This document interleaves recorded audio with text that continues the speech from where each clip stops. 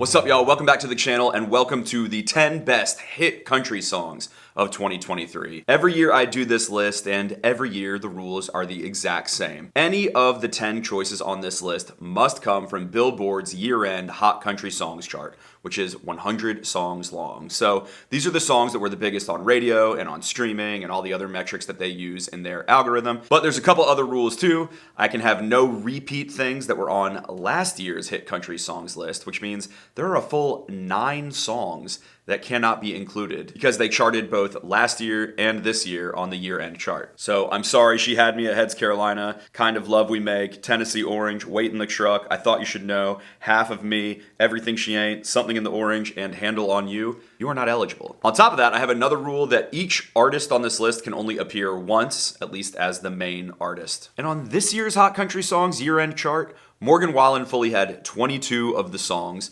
Zach Bryan had 9 of them, Luke Combs had 6 of them, which means 37 of the 100 songs were by the same 3 guys, and each of them is only allowed 1 entry here, just to spread the love. But with the rules out of the way, let's just get right into the top 10. At number 10 is Save Me by Jelly Roll featuring Lainey Wilson.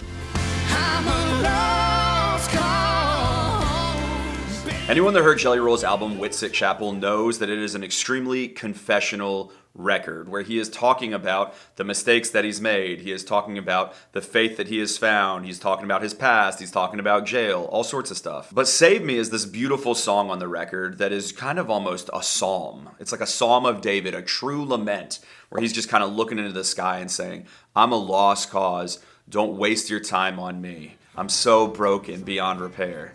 Life has shattered my hopes and my dreams. And then you get this plea, and him and Lainey are singing, save me, like somebody save me. I like that this song isn't wrapped up so neatly. It's very simple. There's not even many words in this song. It's this lament over and over again, and it kind of just sits in the pit and asks you to come into the pit with it. But what I love about songs like this is this experience of despair, self-loathing, hopelessness has the effect of making the listener feel hopeful because everyone's felt that at some point in their life. And you can say, okay, I guess I'm not that crazy if he's felt it too. My number 9 pick is Sam Barber's Straight and Narrow. When they're chasing you down with an old bloodhound.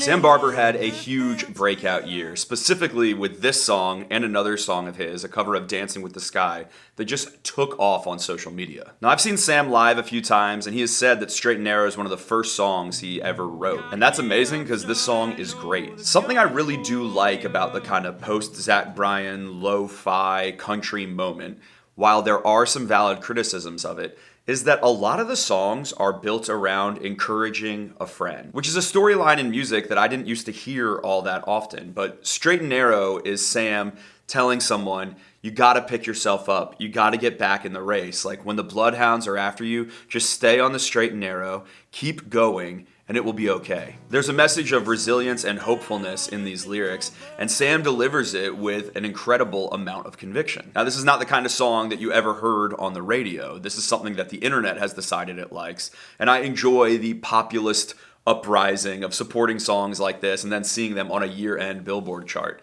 That's cool to me. At number 8 is Luke Combs' 5 Leaf Clover.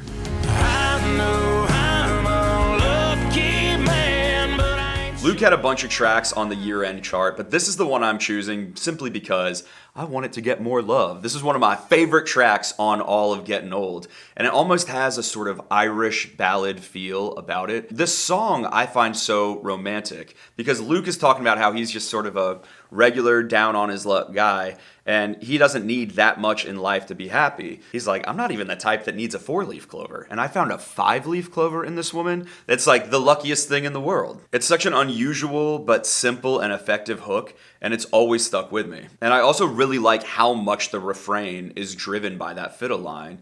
Da, da, da, da. Like we're at a place now in country music where fiddle lines are starting to feel pretty darn regular again. Remember a few years ago when it was revolutionary that John Party kept having fiddle on his singles? I like how regular they are becoming now, but this one is less the kind of quick sawing and more the legato, gorgeous, Irishy fiddle. My number 7 hit song of the year is Chris Stapleton's White Horse. If you want a cowboy on a white horse, This song is doing the most, and I love that about it. It's got this long intro where the kind of drums are picking up and the guitars are picking up, and then it just all fades out and you get Chris Stapleton's vocal being like most of Chris Stapleton's songs, the lyrics aren't that crazy here. Mostly you're getting his refrain, if you want a cowboy on a white horse riding off into the sunset, hold on girl, because I ain't there yet. He's kind of framing himself as a little bit more reckless than that. And the song feels that way too. The song is reckless. It has a danger about it. The kind of sonic switch-ups that keep happening, the builds and the falls, it's extremely dynamic. And it's definitely probably the rockiest or one of the two rockiest tracks that's on Chris Stapleton's new album, Higher. But man, it's a needed dose of pulse on an otherwise pretty chill record. I kind of like how challenging it is to categorize this song. It's a little bit blues, a little bit rock, a little bit country. Chris Stapleton's voice is A+. And I like that the people have embraced the unpredictability. At number 6 is Kelsea Ballerini's If You Go Down, I'm Going Down Too. If you go down, I'm going down too. The one downside of rolling up the welcome mat, connecting the way it did in culture, is that it sort of erased the Subject to Change era for Kelsea Ballerini, which was a pretty good album and had a lot more country elements than I'm used to hearing, specifically on this song, If You Go Down, which has a ton of fiddle on it, a really funny lyric. It's almost like a Thelma and Louise type song, in the same vein as maybe Goodbye Earl or Two Black Cadillacs. And if Sam Barber's Straight and Narrow is maybe the sort of masculine version of friendship and encouragement, I would say this is the feminine version of it, where Kelsea Ballerini is like, I know all your secrets, you know all my skeletons, so if you go down, I'm going down too. Like, we're gonna go down together, but I will keep your secrets on the way. She even says at one point, hypothetically, if you ever kill your husband, hand on the Bible, I'd be lying through my teeth. But it's just so catchy and fun and silly, and I wish it had taken off at radio more, but I think it's really cool that she even released it as a single. Like, that's why Kelsea is sometimes easy to misinterpret, I think, is people just say, oh, it's all pop, and then you're like, well, compared to a lot of the chart, this is the freaking countryest thing that's actually on radio right now, and then, you know, of course it doesn't do well at radio, but whatever. I still love the song. And it certainly did well enough on streaming that it's here on the year-end chart. My number 5 song is Rich Men North of Richmond by Oliver Anthony. I've been selling my soul, working all day.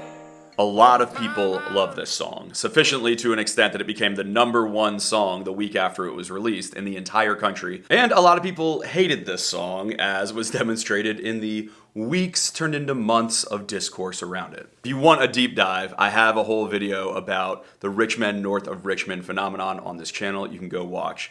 But let's just talk about the song, which I think remains one of the most compelling and provocative pieces of music that was put out this year. An extremely effectively written song about the working class plight, as well as the resentment towards the rich men north of Richmond, the politicians that don't seem to care much about the people struggling out there. The zingers, they're just flying left and right in this song, whether it's living in the new world with an old soul, or overtime hours for bullshit pay, or the whole idea that these people care about miners on an island, not miners that are actually mining for something. 'Cause all this damn country does is keep on kicking them down. The man took some swings, and boy did they connect. And it really does have a very haunting melody, and Oliver Anthony's voice is great. You know, you can hate Oliver Anthony, and sometimes, man, his Facebook posting, like, he kind of makes me cringe a little bit, where I'm just like, say less, let yourself be mysterious, don't explain yourself so much. But it would be hard to not explain yourself, given that he is, you know, gotten thrown into a very high level of fame very quickly, and that's got to be very overwhelming. But regardless of your feelings about him or his social media, his voice is great, and the way he delivers this song is great. And the fact that it connected around the world, you know, you got to pay attention. At number 4 is Zach Bryan and Casey Musgraves on I Remember Everything. Cold shoulder, closing time, you really need to stay till the sun. If there's a song that this one reminds me of, it's Taylor Swift's All Too Well, where it is looking back at a tragically broken relationship, and you almost feel the romance and the good times of that relationship, but the backdrop is that it's clearly over now, and we're all sad. But it's that crystallization of a moment that he remembers all too well, or he remembers everything, that make this song so effective. He's remembering her father's '88 Ford and asking if that reminds her of him. And in the chorus, he's reflecting on how Some bad words came out of his mouth when he'd had too much to drink. And you're really seeing the cracks in the relationship, not just the good times. Where this song really came to life for me is when Casey Musgraves comes in. And it's the first time that we've had someone responding to Zach, other than just kind of his own angst and his own self-hatred. You're drinking everything to ease your mind. But when are you gonna ease mine? And that indictment does a lot for the song and for just Zach as an artist, kind of being willing to give voice to sort of the woman in these stories being like, hey, you hurt me and you left me behind. It's quite compelling. And I like how the chorus ends with a real hook of, I wish I didn't, but I do. Remember every moment of the nights with you. I also really love when it slows down right before the chorus and Zach's like, I remember everything. It feels like Johnny Cash on the American albums. Like all Zach songs, I wish it had a bridge, but even without a bridge, I still really love it. Okay, a couple honorable mentions before our top 3. First up is Hardy's Truck Bed. I woke up on the wrong side of the truck bed this morning. This song has a crazy groove. I mean, it's one of the strangest songs to be put out as a single this year, but between the melody and the really intricate guitar part, I love it. In Your Love by Tyler Childers We were never made to run forever. is one of the most beautiful, simple love songs, and the keys on it and the kind of a little bit spacey production that comes in at the end really elevate it. Pretty Little Poison by Warren Ziders. He's my pretty little poison. There's a part of me that doesn't want to embrace this song, but another part of me thinks the kind of like quiet coo and a growly scream works better on this song than almost any other. End of the day, Warren's voice sounds really good. What He Didn't Do by Carly Pearce is another one. And I've got my side of the story, and he's got. This song comes from her 29 Written in Stone album, and she's saying, it's not just the things that you did, it was all the things that you didn't do for me that let our relationship suffer. And then Next Thing You Know by Jordan Davis. Wearing scrubs and a funny white hat and the doctor saying how you doing there. This is a single that really can sneak up on you. It's so deceptively simple, and it's kind of looking at life and how it moves quickly and you are becoming a husband and a father and you're further down the road than you expected to be. But there's just like a simple element of the classic good life that he details in this song in the same way that he kind of did with Buy Dirt. And Jordan Davis has a good ear for songs like that. At number 3 is Morgan Wallen's Me and All Your Reasons. I hate to say you couldn't be more wrong. Got Copenhagen with Like I said at the beginning of this, there are 22 different songs that I could have chosen to put here. And there's a part of me that thinks, shouldn't you choose one of the big hits? Shouldn't you choose like Everything I Love, One Thing at a Time, or Last Night? But whatever, I'm bound by my own rules. I can only choose one, and when I really looked at all 22 of those songs, the one I like the most, the one I keep coming back to this year, is Me and All Your Reasons. I've got me and all your reasons. Because I find the melody of this song intoxicating and hypnotic. I find the tone of it unusual, funny, and sad. He is coping with this girl that left him by pursuing all sorts of substances. Copenhagen, whiskey straight, all these things that he's listing. And he's telling himself, I'm not lonely. I've got me and all your reasons, as in all your reasons for leaving me. So it's like, hey, I'm here with them. He's kind of becoming buddies with these toxic qualities of himself because that's what helps him feel less alone. And a normal listener can hear how that is a lie to himself and extremely sad, and yet that's sort of his cope. And so there's something very self-aware and funny about it too. And then that pre-chorus into that melody where he's doing that kind of choppy rhythmic thing. I know you did just what you had to do. And then when we get to Copenhagen, whiskey straight, and like, it's so pretty. To me, the most underrated song on all of One Thing at a Time. My number 2 song is 23 by Chase Beckham. Now I'm 23 and there ain't nobody who can drink it like me. The very first time that I really covered Chase Beckham on this channel was in a video a year and a half or 2 ago where I was listening to buzzy new country stars, and I was like really not into the single that they had put out for him. And I was like, man, he wrote this song called 23 and he played it when he won American Idol. And it's this really dark, driving track about how he was drinking too much. And he feels like a disaster at 23 and he's not going to make it to 24. And I was confused why it wasn't getting pushed. Well, I would say the label came to their senses and decided to push it. It's a solo write just by him, and it's connecting in a big way. And I love to see that because I think this song rules. Simple as my mama said when I was very young. Chase has this little bit of gravel in his voice, and the way he kind of enters in that, now I'm 23 and there ain't nobody who can drink like me. That's so sing-alongable. It's so suited to his voice. And it's just a sad, real lyric. And there's a line that goes through the song where he keeps saying, I'm sorry, mama, please don't look at me. And that is a beautifully shameful line. He knows he's being bad to such an extent he can't even confront how his parents might even feel about him. It is a moment of sober clarity in the midst of this drunken, rocking song. There's been a lot of discourse this year about, I think some people called it Rocky Tonk. Some people talked about how there's like this growly thing of Zach Bryan, even some Bailey Zimmerman, some Chase Beckham in the mix of what's kind of becoming the popular sound. And I'd say this is a great example of that. Although I'm not getting on board with Rocky Tonk. I can't. So now we are left with just my number one favorite hit song of this year. And I'm going with Watermelon Moonshine by Lainey Wilson. Drinking watermelon moonshine.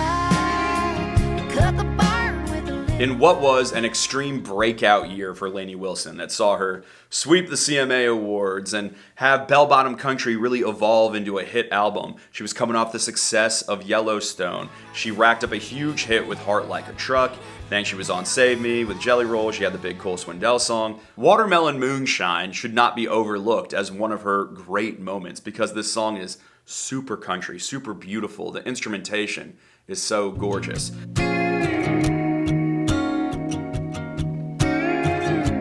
Many people have compared the song to Strawberry Wine by Dina Carter, and that is kind of obvious. They're both songs about young love, losing your innocence with a fruit alcohol, instead of strawberry wine, now it's watermelon moonshine. But then I have heard melodically this song compared a lot to That's What I Love About Sundays by Craig Morgan, as well as Paint Me a Birmingham, just because of some of the vocal melodies. And look, those are good songs to be compared to because Watermelon Moonshine has just such an intoxicating melody. Watermelon moonshine. And I love against the vocals, you get those, I don't even know what it is. Maybe it's steel, maybe it's just someone running a slide up a guitar, but it's so unusual and cool, and you just feel like it's these little crickets hopping in the meadow all around her. And there's something very nostalgic in the way that Lainey Wilson sings. And this song just puts you in a time. It has this kind of golden haze about it. You really do feel like you're in a field. There's like a little picnic and there's maybe a little jar of watermelon moonshine in your hand. It raced up the chart, which you rarely ever see for women in country music on radio today. And it just connected with people in this huge way. And I totally get it. And I love to see it succeed. And Lainey Wilson is an easy person to root for. So I'm very happy to have Watermelon Moonshine be my favorite hit country song of 2023. So that's it. That's my list. If you want to see the full chart where I was pulling songs from before you whine at me for not including something, that is linked in the description down below. My Spotify playlist is also linked in the description down below. If you want to go see kind of what I'm listening to on the regular, my merch is linked down there and anything else that you might want to go see. I love you guys and I'll see you with more lists very soon. Okay, bye.